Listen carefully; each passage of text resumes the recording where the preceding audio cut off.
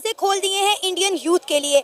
90,000 सालाना visa announce किए गए हैं। तो पहली बार मुझे ऐसा लगा कि इंडिया ने जो वेस्ट को सबसे ज्यादा जहां पर हिट किया है वो है उनकी नैरेटिव बिल्डिंग कैपेसिटी के ऊपर। और वो जो नैरेटिव बिल्डिंग कैपेसिटी है वो असलियत में अपनी आखिरी सांसें गिन रही है वेस्ट में।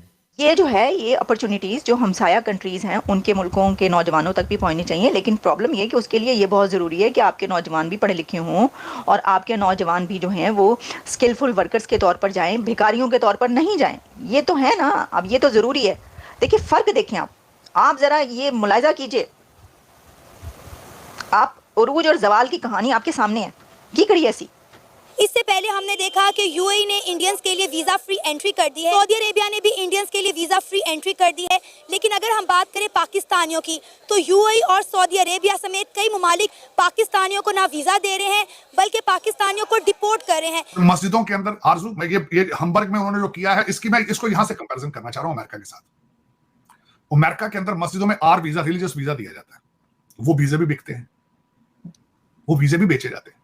पाकिस्तान से ऐसे लोगों को जिनकी हाई स्कूल भी एजुकेशन नहीं है, जिनको इस्लाम का अल्फो बे नहीं पता, उनको पैसे लेके आर वीजे पे यहां लाके उनको ग्रीन कार्ड दे दिए जाते हैं। फिर वो मस्जिदों में जो प्रीच करते हैं इनके बच्चों को, वो अब जर्मनी वाले ये ना करें तो क्या करें। टैलेंट है हमारे पास, तो फिर जर्मनी 90,000 वर्क वीजा इंडियंस को क्यों दे रहे हैं, पाकिस्तानियों को क्यों? मांगने वाली कौम है, भीख मांग रही है, उनको मिलेगा। भीख तो हम मांगते हैं, IMF से भीख हम ये लोग बैठे हुए अपने मुल्क में खुश है सारे। यहाँ पे आप पूछे कितने पाकिस्तानी जो है बाहर जाना चाहते हैं? अपने टैलेंट की बिना पे जा रहे हैं, वैसे थोड़ी जाएंगे। क्या टैलेंट है पाकिस्तान? थोड़ी जा रहे हैं वहाँ पे, भीख मांग नहीं जा रहे, पाकिस्तानी भीख मांग रहे हैं सऊदी अरेबिया में, ईरान, इराक में। भारतीय नौजवानों के लिए उन्होंने ये शिक भी खत्म कर दी, ये क्लॉज भी खत्म। उन्होंने कहा ये कंडीशन नहीं है। नमस्कार दोस्तों, जय हिंद। यूरोप में आर्थिक तौर पे सबसे शक्तिशाली देश जर्मनी ने अपने जॉब मार्केट को भारतीयों के लिए खोल दिया है। जर्मन सरकार ने फैसला किया है कि वो हर साल 90,000 भारतीयों को काम करने का वीजा देगा। अभी तक इस श्रेणी में 20,000 भारतीयों को वीजा मिलता था। वीजा देने की संख्या आने वाले दिनों में बढ़ाई भी जा सकती है, जिसे सुन पाकिस्तानी तिलमिला उठा है और बोल रहा है कि भारतीयों के लिए अपने नियम क्यों तोड़े। ये वही जर्मनी है जिसने हाल ही में बहुत से मॉस्क पे बैन लगाया था क्योंकि बहुत से पाकिस्तानी वहाँ जिहाद फैला रहे थे, जिसके बाद जर्मन सरकार ने पाकिस्तानियों पे एक्शन भी लिया था। ऐसे में भारतीयों के लिए वीजा बढ़ाता देख पाक को मिर्ची लग गई है। शुक्रवार को उनकी पीएम नरेंद्र मोदी से मुलाकात हुई और बाइलैटरल संबंधों के तमाम आयामों पे बात हुई। पीएम मोदी ने जर्मनी की इस घोषणा की जानकारी दी और इसका स्वागत किया। यूरोप के दूसरे देश जहां अवैध प्रवासी समस्या और आर्थिक मंदी से जूझ रहे हैं, वही जर्मनी मजबूत स्थिति में है, लेकिन उसे तेज आर्थिक विकास दर की रफ्तार बनाए रखने के लिए मैन पावर चाहिए, जिसकी पूर्ति अभी सिर्फ भारत करने की स्थिति में है। बड़ी खबर हम आपको ये पहुंचा रहे हैं कि आप जानते हैं कि जर्मन चांसलर ओलाफ शोल्स जो कि इंडिया के ट्रिप पर थे और इंडिया में आने पर उन्होंने 27 से ज़्यादा एग्रीमेंट्स किए हैं। और सबसे बड़ी एक खबर जो इस वक्त सामने आ रही है वो ये है कि जर्मनी ने इंडियन यूथ के लिए अपने दरवाजे खोल दिए हैं। जर्मनी ने इंडिया की यूथ को कहा है कि वो जर्मनी जाए और वहाँ पर रहकर काम करें। 90,000 वीज़ास एनुअली अनाउंस किए गए हैं जर्मनी की तरफ से इंडियन यूथ के लिए। अब देखिए ये एक बड़ी खबर है।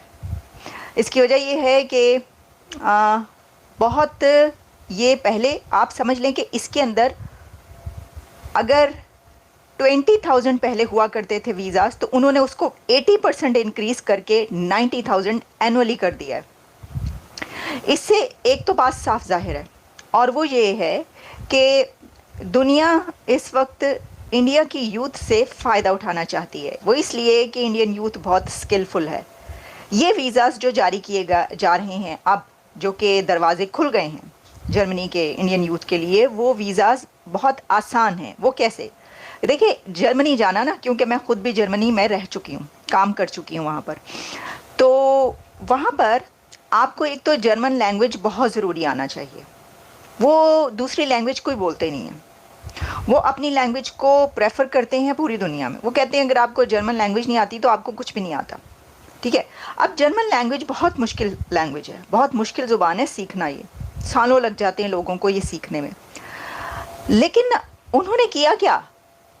कि भारतीय नौजवानों के लिए उन्होंने ये शिक भी ख़त्म कर दी, ये क्लॉज भी ख़त्म। उन्होंने कहा ये कंडीशन नहीं है। अब जो उसके अंदर जो तब्दीली हुई, वो जो इंडिया के नौजवान जो कि वहाँ पे जाना चाहते हैं जर्मनी और वहाँ पे जाके काम करना चाहते हैं, क्योंकि स्किलफुल वर्कर्स के लिए ये वीज़ास है, उनके लिए ये ज़रूरी नहीं है कि वो लैंग्वेज भी बोल सकें वहाँ की।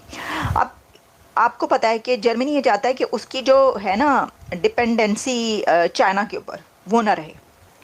चाइना को बड़ी डस्ट पड़ने वाली है, बड़ी बड़ी डस्ट पड़ गई आप समझ लें। इसकी वजह ये कि जर्मनी ने अपना सारा जो कुछ भी उठा के ना वो इंडिया ले आए। वो कह रहे हैं भाई हमने आपका पीछा नहीं छोड़ना, हमने आपका साथ नहीं छोड़ना, और हम चाहते हैं कि आप भी हमारा साथ ना छोड़ें। और हमें ना सिर्फ ये कि आपके स्किलफुल वर्कर्स की ज़रूरत है, हमें आपके नौजवानों की ज़रूरत है, यूथ की ज़रूरत है, बल्कि हमने आपके साथ फ्री ट्रेड एग्रीमेंट भी करना है। और जो ओलाफ थे, ओलाफ वहाँ पर गए, गोवा गए हैं, और गोवा जाकर क्योंकि वहाँ पर नेवी में एक तो ये कि जो जर्मन नेवी जो शिप्स डॉक करते हैं वहाँ पर, और उनकी बड़ी तादाद में वहाँ पर उनके नेवी ऑफिसर्स भी मौजूद हैं, उनसे भी उनकी मुलाकात हुई है। अच्छा, वहाँ पर पहुँचकर भी उन्होंने वहाँ की एक यूनिवर्सिटी या कॉलेज है जहाँ जिनके नौजवानों से मुलाकातें की। आपको पता है गोवा में इंडिया की एक कॉलेज के यूथ उनसे मिली है, स्टूडेंट्स, और वो उन्होंने उनको अपनी इनोवेशंस दिखाई हैं कि क्या क्या उन्होंने, भाई इनोवेटिव तो देख लेना आप कहाँ पर कितने ज़्यादा हैं इंडियंस। अब आजकल तो कहाँ पर पहुँच गए, वो चांद पर पहुँचे हुए हैं, ठीक है, चंद्रयान 3 और सब, अब तो सोलर मिशन जो है वो। तो वो जो नौजवान थे स्टूडेंट्स वहाँ के गोवा के, उन्होंने उनको अपने इनोवेशंस दिखाई कि क्या क्या किसने क्या बनाया, और बड़ी दिलचस्पी लेके उन्होंने वो देखी। आप ये देखिए, तो ये जो है ये अपॉर्चुनिटीज़ जो हमसाया कंट्रीज़ हैं उनके मुल्कों के नौजवानों तक भी पहुंचनी चाहिए। लेकिन प्रॉब्लम ये कि उसके लिए ये बहुत ज़रूरी है कि आपके नौजवान भी पढ़े लिखे हों, और आपके नौजवान भी जो हैं वो स्किलफुल वर्कर्स के तौर पर जाएं, भिखारियों के तौर पर नहीं जाएं। ये तो है ना, अब ये तो ज़रूरी है।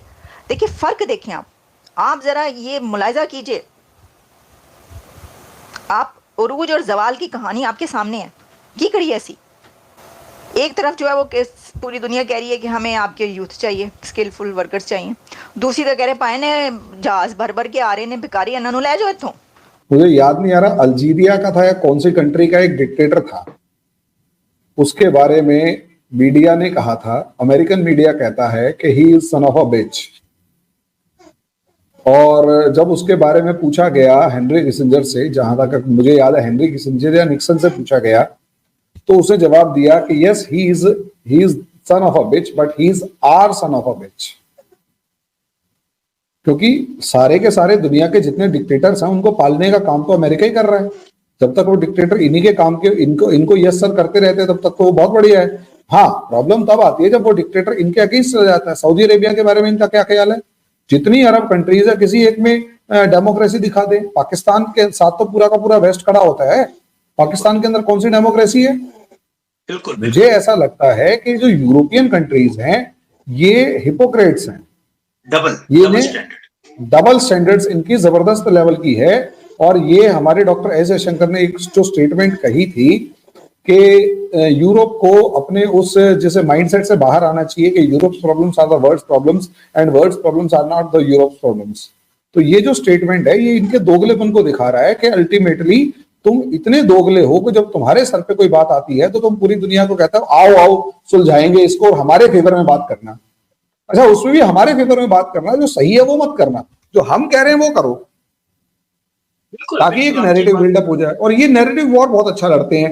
प्रॉब्लम, अच्छा मैं इसमें ओपिनियन अपना एक रखता हूँ, इंडिया वालों की खास बात, इंडिया का जो दुनिया में कॉन्ट्रीब्यूशन है, खासकर डॉक्टर एस जयशंकर का, मोदी जी का, खासकर इस मामले में, इन दोनों ने असलियत में जो नैरेटिव बिल्डिंग कैपेसिटी थी दुनिया की के अंदर, वेस्ट की, अमेरिका और यूरोप की, उसको बर्स्ट कर दिया, उसको कमजोर कर दिया। लोग अब इनसे क्वेश्चन पूछ रहे हैं क्रॉस, और कहीं ना कहीं वो नैरेटिव इतना इफेक्टिव नहीं है। क्योंकि हमारे जो न्यूज चैनल्स हैं, और जिस तरीके से यहां तो कनाडा भी अगर रो पड़ा है कि यार इंडिया का जो डोमिनेंस है वो इस लेवल का है सोशल मीडिया के ऊपर कि हमारा नंबर से लेकर कुछ भी उनके सामने टिक नहीं पा रहा।